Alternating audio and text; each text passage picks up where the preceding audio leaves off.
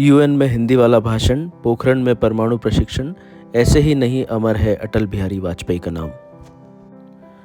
इतिहास में यह तारीख इस महान विभूति के जन्मदिन के तौर पर दर्ज है। वर्ष 1924 में आज ही के दिन भारत के पूर्व प्रधानमंत्री अटल बिहारी वाजपेयी का जन्म हुआ था। भारत के पूर्व प्रधानमंत्री अटल बिहारी वाजपेयी का नाम भारतीय राजनीति और इतिहास में स्वर्ण अक्षरों में अंकित है। आज 25 दिसंबर को उनकी जयंती पर उन्हें स्मरण करना एक ऐसा नेता को सम्मान देना है जिसने अपने जीवन को भारत की सेवा में समर्पित कर दिया। आइए देखते हैं उनके भाषण की कुछ झलकियां। मैं भारत की जनता की ओर से राष्ट्र संघ के लिए शुभकामनाओं का संदेश लाया हूं। महासभा के इस 32वें अधिवेशन के अवसर पर मैं राष्ट्र संघ में भारत की दृढ़ आस्था को पुनः व्यक्त करना चाहता हूं। जनता सरकार को शासन की बागडोर संभाले केवल 6 मास हुए, फिर भी इतने अल्प समय में हमारी उपलब्धियां उल्लेखनीय हैं। भारत में मूलभूत मानव अधिकार पुनः प्रतिष्ठित हो गए।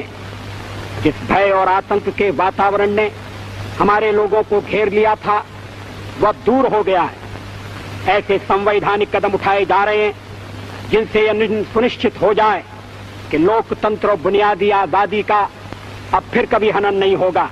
अध्यक्ष महोदय, वसुधैव कुटुंबकम की परिकल्पना बहुत पुरानी है। भारत में सदा से हमारा इस धारणा में विश्वास रहा है कि सारा संसार एक परिवार है। अनेकानेक प्रयत्नों और कष्टों के बाद संयुक्त राष्ट्र के रूप में इस स्वप्न के अब साकार होने की संभावना है। यहां मैं राष्ट्रों की सत्ता और महत्ता के बारे में नहीं सोच रहा हूं।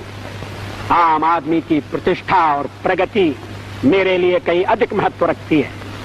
अंततः हमारी सफलताएं और असफलताएं केवल एक ही मापदंड से नापी जानी चाहिए कि क्या हम पूरे मानव समाज, वस्तुतः हर नर, नारी और बालक के लिए न्याय और गरिमा की आश्वस्ति देने में प्रयत्नशील हैं। अफ्रीका में चुनौती स्पष्ट है।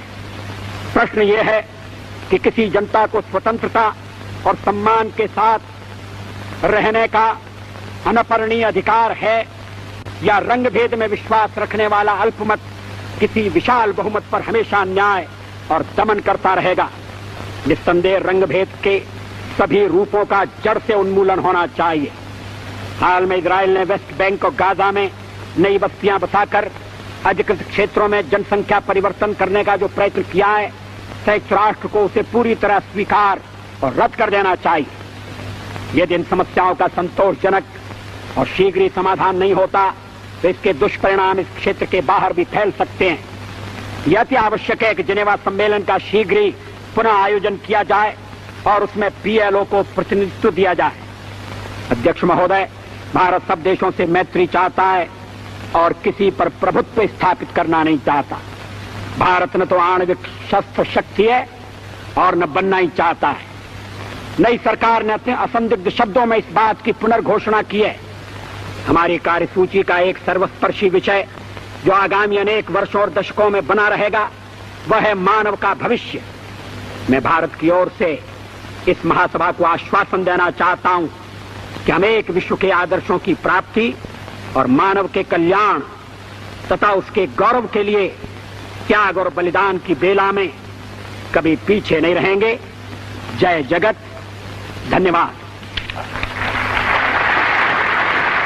भारतीय लोकतंत्र के प्राण 65 करोड़ लोगों की समानता की उत्कट आकांक्षा और शोषण की स्थितियों से मुक्ति की तीव्र आतुरता में बसते हैं। लोकतंत्र से खिलवाड़ करना चाहते हैं, उन्हें इतिहास लोक चेतना की तूफानी धारा में बहाकर ले जाएगा। आवश्यकता इस बात की है कि गणतंत्र की रक्षा और नैतिक मूल्यों की पुनर्स्थापना के संघर्ष में हम किसानों, मजदूरों, ग्रामीण, गरीबों, दस्तकारों, युवकों, छात्रों तथा महिलाओं को भागीदार बनाएं और उनमें यह विश्वास पैदा करें कि अपनी स्थिति को सुधारने का उनका यत्न यथा स्थिति को एकजुट होकर बदलने से पूरा होगा। भारतीय जनता पार्टी राजनीति में, राजनीतिक दलों में, राजनेताओं में जनता के खोए हुए विश्वास को पुनः स्थापित करने के लिए जमीन से जुड़ी हुई राजनीति करेगी। फिक्र की राजनीति के दिल लग गए। तोड़ तोड़ की राजनीति का कोई भविष्य नहीं है। पद, पैसा और प्रतिष्ठा के पीछे पागल होने वालों के लिए हमारे यहां कोई जगह नहीं है। जिनमें आत्मसम्मान का अभाव हो वो दिल्ली में जाकर, दिल्ली के दरबार में जाकर मुजरे झाड़ें। हम तो एक हाथ में भारत का संविधान और दूसरे में समता का निशान लेकर मैदान में कूदेंगे और जूझेंगे। हम छत्रपति शिवाजी महाराज के जीवन और संघर्ष से प्रेरणा लेंगे। सामाजिक समता का बिगुल बजाने वाले महात्मा फुले हमारे पथ प्रदर्शक होंगे। भारत के पश्चिमी घाट को मंडित करने वाले महासागर के किनारे खड़े होकर मैं ये भविष्यवाणी करने का साहस करता हूं कि अंधेरा छटेगा, सूरज निकलेगा, कमल खिलेगा।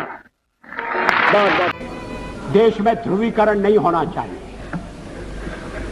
न सांप्रदायिक आधार पर, न जातीय आधार पर, न राजनीति ऐसे दो खेमों में बंटनी चाहिए कि जिनमें संवाद न हो, जिनमें चर्चा न हो। देश आज संकटों से घिरा है और ये संकट हमने पैदा नहीं किए। जब जब कभी आवश्यकता पड़ी संकटों के निराकरण में हमने उस समय की सरकार की मदद की है। उस समय के प्रधानमंत्री नरसिंह राव जी ने भारत का पक्ष रखने के लिए मुझे विरोधी दल के नेता के नाते जेनेवा भेजा था और पाकिस्तानी उसे देखकर चमत्कृत रह गए। उन्होंने कहा कि ये कहां से आए, क्योंकि उनके यहां विरोधी दल का नेता ऐसे राष्ट्रीय कार्य में भी सहयोग देने के लिए तैयार नहीं होता। वो हर जगह अपने सरकार को गिराने के काम में लगा रहता है। ये हमारी परंपरा नहीं है, ये हमारी प्रकृति नहीं है और मैं चाहता हूं ये परंपरा बनी रहे, ये प्रकृति बनी रहे। सत्ता का खेल तो चलेगा, सरकारें आएंगी जाएंगी, पार्टियां बनेगी बिगड़ेंगी, मगर ये देश रहना चाहिए, इस देश का लोकतंत्र अमर रहना चाहिए।